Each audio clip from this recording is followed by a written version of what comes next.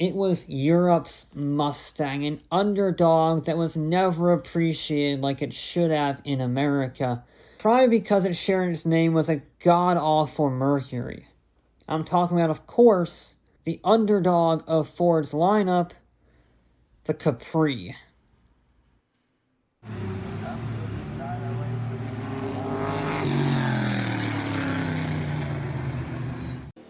In 1964, Ford launched the Mustang, and it helped change the auto industry forever. The Mustang made a fun, sleek, and affordable car mainstream. Demand increased so rapidly that Ford had to make 1 million of them in just 18 months.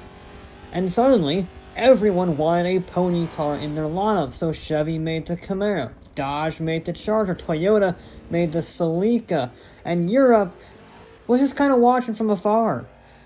They had fantastic cars in 1964, like the E-Type and the Ferrari 250, but they were nowhere near the $2,300 asking price of the Mustang.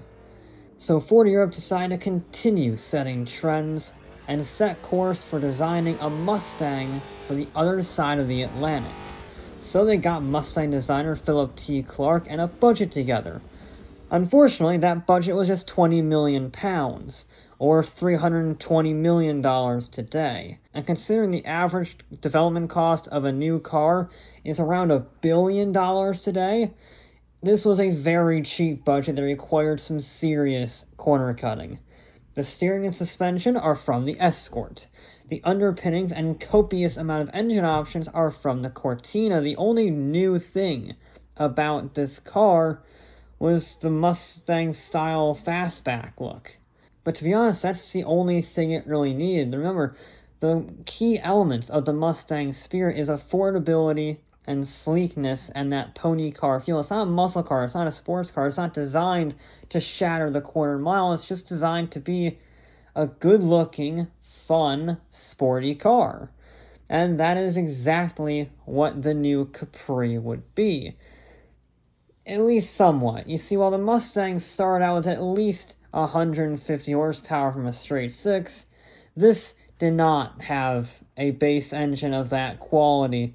In fact, it's very cheap, even cheaper than the Mustang, so it got a whole host of Kent and Taunus 4-cylinders making 50 horsepower. That gave this sporty-looking car a 0 to 60 of 23.2 seconds and a top speed of 137 kilometers per hour. I think that's 100? It's pretty close. Maybe. But regardless, it went on sale in November 1968 to sales and acclaim. Probably because that wasn't the only Capri option. No. There was the 3000 GT at the top of the range with a 3-liter S6 V6 making 130 horsepower. Sure, it's not as much as the 289 V8. For some reason, Ford never gave the Capri a 289 V8. But still, this doesn't need a big engine if it's not a big car. The Capri weighed just north of 2,000 pounds. It was lighter than a modern-day Mini. And if your car is light, people are going to take it racing. Specifically, the European Touring Car Championship. A championship that requires homologation in order to contest. So, Ford made the Capri RS 2600. And it was okay, but Ford was still well behind the Alfa Romeos and the BMWs. Ford's Motorsport director, Mike Kranfos, didn't like that at all. So they made 250 homologation special RS 3100s in 1974. It had steel cylinder heads, a new crankshaft, and an enlarged 3.1-liter displacement to make 200 horsepower on the road and 450 horsepower on the track. The race car got massive fender flares, racing tires, a trunk-mounted radiator that cooled the engine more efficiently. Basically, it wasn't a Capri at all. And despite the launch of the BMW 3.5-liter CSLs, the Capris emerged victorious with the Drivers' and Manufacturers' Championships. And Ford's success wasn't just relegated to the track. as 400,000 Capris were sold in the first 2 years, and by 1973 they eclipsed 1,000,000. But strangely, the best Capri wasn't the 3100, because technically it wasn't from Ford at all. A South African tuning shop called Basil Green Motors had already made a name for themselves, tuning up Escorts and Cortinas, and these weren't some half-baked jobs in a shed. All their cars came with a full Ford warranty, and the Capri was actually the best fit yet because South Africa never got any of the larger engine Ford models, so Basil ended up swapping in the Essex V6 himself, essentially building their own Capri 3000 GTs. Now around 20 of these unofficial 3000 GTs were made before they decided to go even crazier than Ford and make an actual muscle car out of the Capri. But how? The 5-liter Windsor V8 from the Mustang. And Ford themselves, to their credit, did actually help out by sending Basil complete rolling chassis, and the V8 made a respectable 281 horsepower and 300 foot-pounds of torque, giving the Piranha 0 to 60 in just 6.7 seconds and a top speed of 142 miles an hour. Add in a lowered suspension, better brake pads, and the fact that it only weighed 9 kilograms heavier than a normal Capri, and you had yourself a brilliant little muscle car. Even with its own racing stripes, black hood, and optional rear louvers, it looked the part more than any other Capri. It was fantastic. Only around 500 of them were made in 3 years, but that made it eligible for racing. Specifically, the Group 5 touring car class of the South African Sports Car Championship in 1970.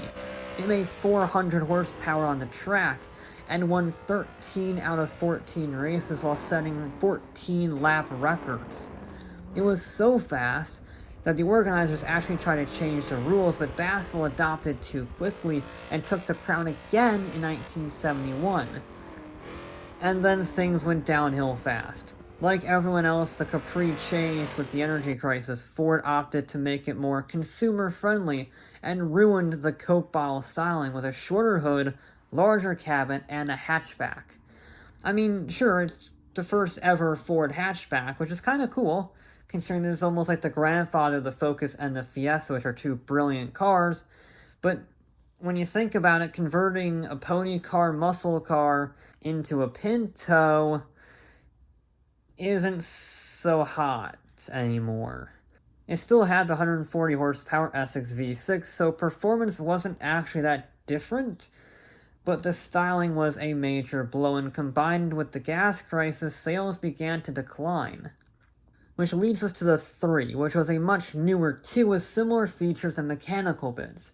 But the big change with the 3rd generation Capri was the marketing. Ford saw sales declining everywhere except the UK, where the Capri had earned a cult following. So they focused all of their efforts purely on the United Kingdom's market, with models like the Rally Sport and the S, although they were mainly cosmetic options. But again, like in South Africa, the best Capris are only supported by Ford, not directly built from them. First, there was the 2.8-liter turbo, which was a turbocharged version of the RS, sold by German Ford dealerships that made 188 horsepower. Then the British beat them again for the 3rd time that century, with the Tickford Turbo in 1985.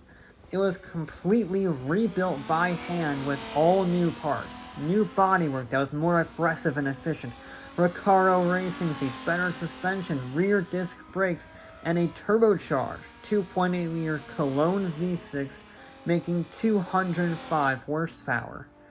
After the Piranha, it was the only Ford-supported Capri to hit a top speed of 140 miles an hour. Granted, it was twice the price of a normal Capri, hence why only around 80 of them were ever built, but it was a crowning achievement of what the Capri was capable of. But it didn't seem to matter because hatchbacks were beginning to take over, and Ford was suffering a bit of an identity crisis. Because they had the Fiesta XR2, the Escort RS, and the Sierra Cosworth, which were all being sold at the same time as the Capri, and they were sort of diluting sales from each other, so they were going to have to cut at least something. So Ford tried one more time in 1981 to see if the public still cared about the Capri when they took it Group 5 racing with ZakSpeed in the DRM series. It was powered by a turbocharged Cosworth engine that made 600 horsepower at 9,200 RPM. It sounded like nothing else on Earth, and thanks to its ridiculous Silhouette Rules body kit, it looked like nothing else on Earth. It shared the basics of the doors, the roof, and the rear end with the Capri. The rest was completely custom, 10 inches wider, 8 inches lower, with a fiberglass body draped over a custom tube frame. And it was incredible, scoring 14 wins and an easy 1981 title.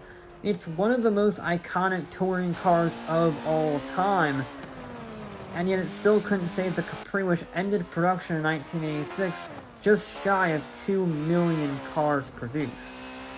And honestly, I think it's one of Ford's most underrated vehicles, because here in the US, we actually got it. Kind of. It was badged as a Mercury, and it really sucked except for the ASC McLaren version. We never envied it in a similar way to the Sierra Cosworth or the Lotus Cortina. So whenever you heard the word Ford Capri, you thought of your community college professor and his terrible old Mercury.